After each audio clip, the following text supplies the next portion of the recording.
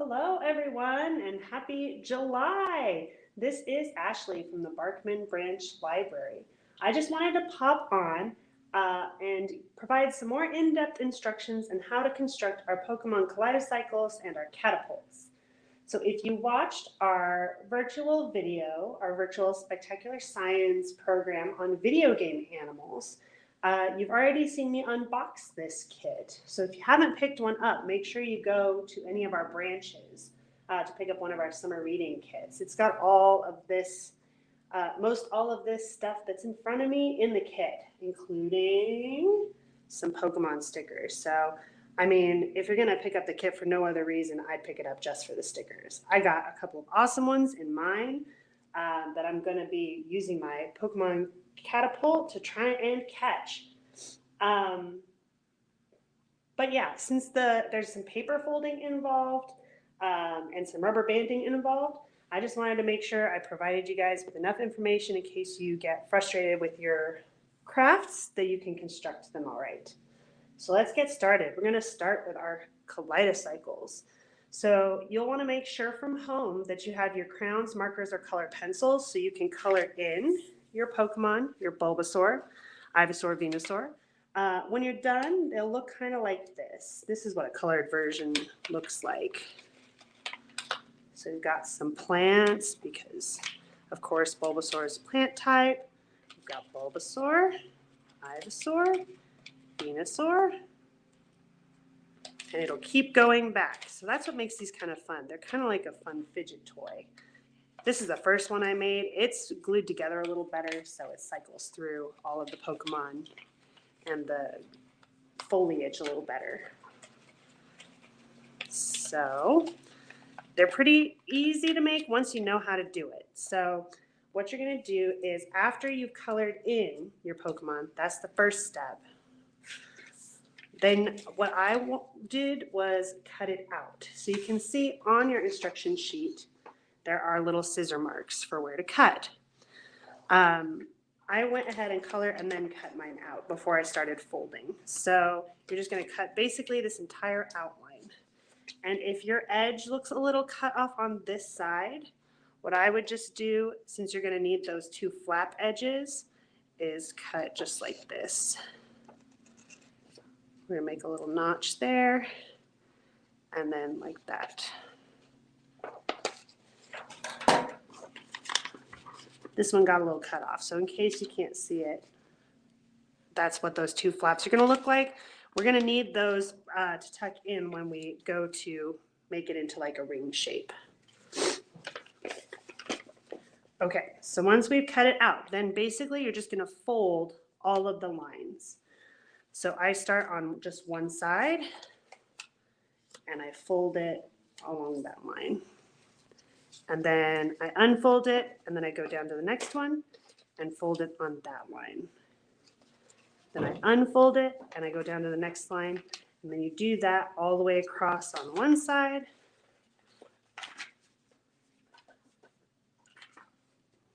And then you go back and you do the other side.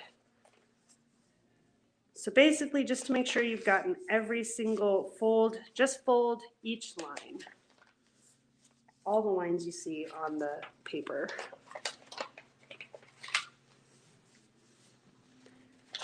The one that's easy to forget is once you've got all of these lines, these diagonal ones, then you want to make sure you get these horizontal or vertical ones.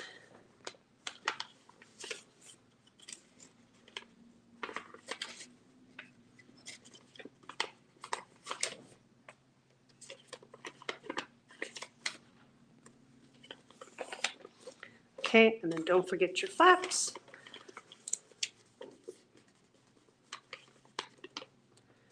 Okay, and once we've got it folded, you'll see it's kind of starting to fold itself and make kind of a weird 3D texture to it. So the next step is to fold the edges marked glue towards the corresponding Bulbasaur piece.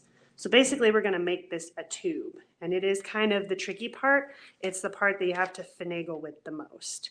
So I've got my glue stick ready, which is something you'll want from home.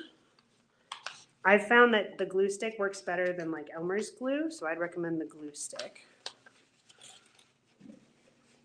And then you're going to fold these top edges in towards the glue edges so that they stay together. And they form these weird triangle shapes. Okay, I'm going to try it. I'm going to try and do maybe one at a time and see if I can get it to cooperate a little better that way.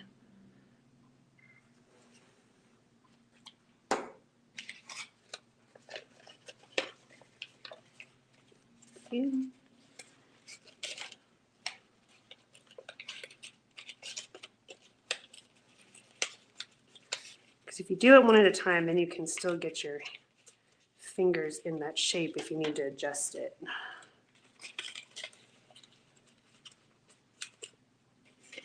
And press the glue edge towards the picture.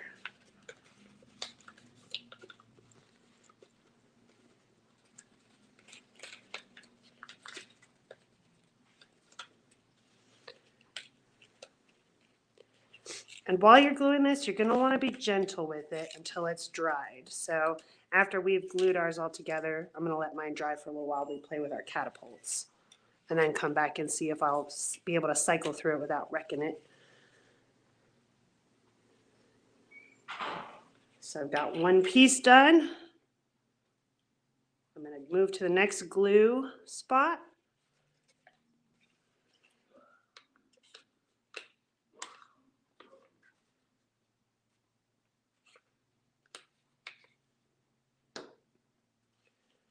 The glue spot down.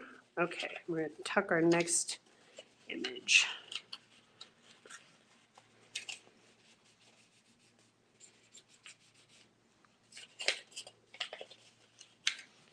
Just kind of carefully press. You don't want to smush your 3D triangle pieces, but we need to get the glue to stick to the paper, so just kind of mess with it a little bit.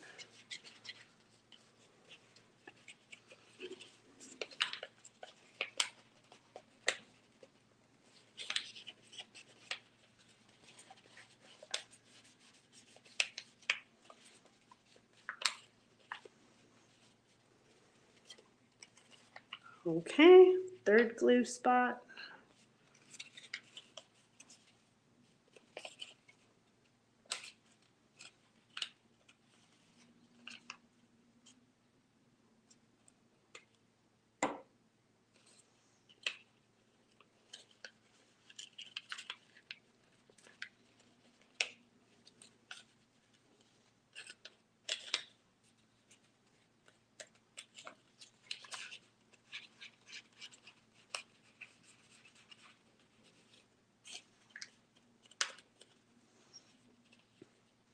Okay, so now I've got this weird tube shape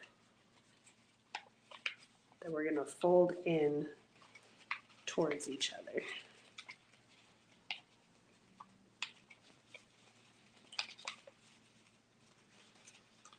Somehow. There it is. You may just have to fold it around a little bit till you figure it out. But you want this side to be able to slide in, so it's kind of like a star coming together. Okay, so once you figured out where those edges need to go, then you're going to put glue on each of the outside edges.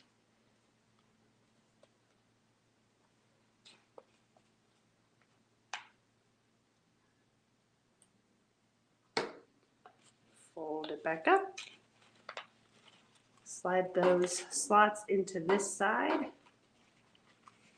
And carefully press down. Again, you don't want to smush your triangle pieces, but we need the glue to stick to the paper, so just be careful.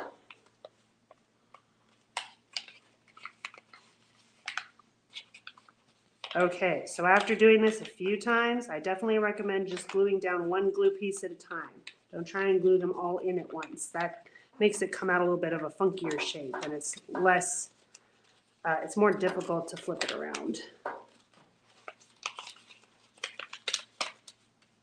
Okay, so I'm going to let this dry. This is the one we did today, while we work on our catapults. Okay, so these aren't too complicated. So in your kit, you'll have a set of so many popsicle sticks. It should be 7. And it'll come with 4 rubber bands. So the step I've already done is I've taken all of the popsicle sticks except for 2 of them, and then I rubber banded that stack together on each end. That's going to serve as one part of our catapult. And then with these other 2 popsicle sticks, you're going to set them perpendicular to the stack you've already rubber banded together. Okay? One on top and one on the bottom, so that you form this spring here to be able to shoot your Pokeball off of. Okay? From there, you're going to use your 2 remaining rubber bands. Let me flip this. Your 2 remaining rubber bands, so you can see there's a gap here. So you can use 1 rubber band to secure that end, so that hopefully it doesn't go anywhere.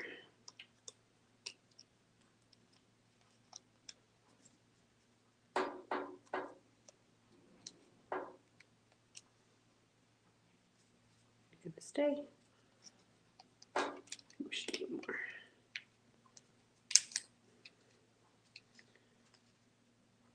Okay, and then you're going to take your last rubber band. And you're going to go on one end of your stack, twist it, and then go over the top edge and over the other side to make a diagonal. Twist it, then go back over.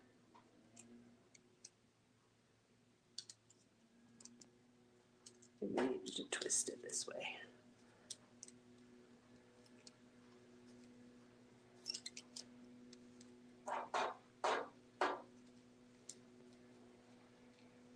Not quite right.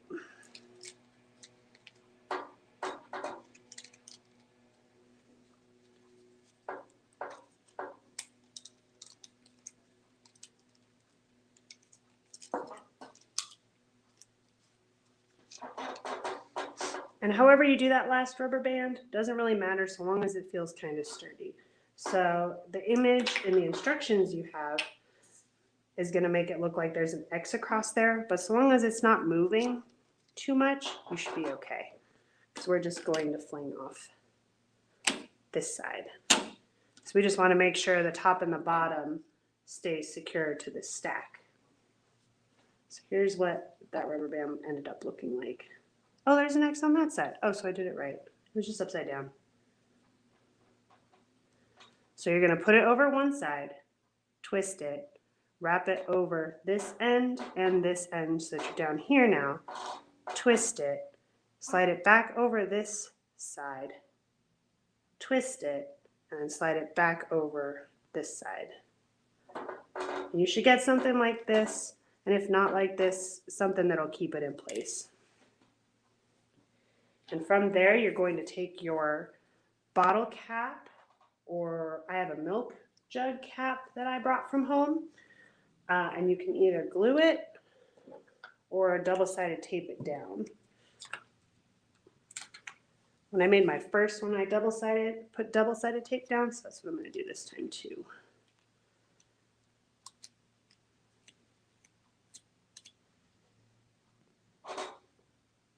In case I want to switch out the cap that I've got.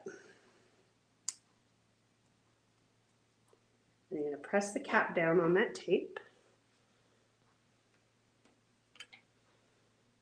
And if you go a little bit further down than I did, you'll be able to fling it easier, I think.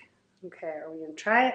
You can see I haven't decorated my Pokeball yet. Make sure you grab some markers or some Sharpies from home and decorate however you want your Pokeball to look like.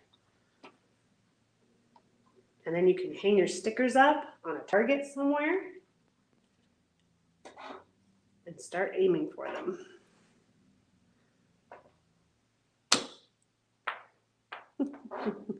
That went pretty far, so I'm going to have to go get it here in a minute.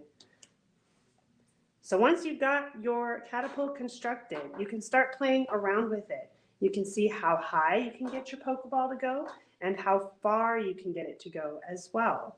You can try adjusting where these points meet on your catapult. So you could go further down or further up and see how that changes how far you're able to get your Pokeball to go.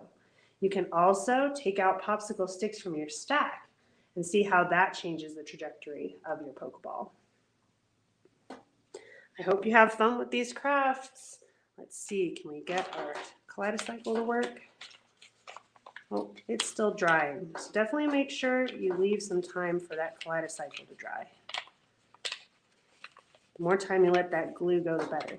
And you might find after you've played with it for a little while that you need to add some more glue to it. I definitely play with this one a lot, so it might need some more glue at some point as it starts to come apart. But it's no big deal to just stick some more of your glue stick in there and put it back together. And I think it's a lot of fun to play with. So I hope you all have fun with these crafts. I hope you all enjoyed the virtual program a couple days ago. If you haven't watched that yet, make sure you check that out. And then if you haven't grabbed your kit, make sure you grab your Pokemon Kaleidocycles and Pokeball Catapults that go with the Spectacular Science Video Game Animals program. I hope you all have fun. I hope you all are having a great summer. I will see you all next time.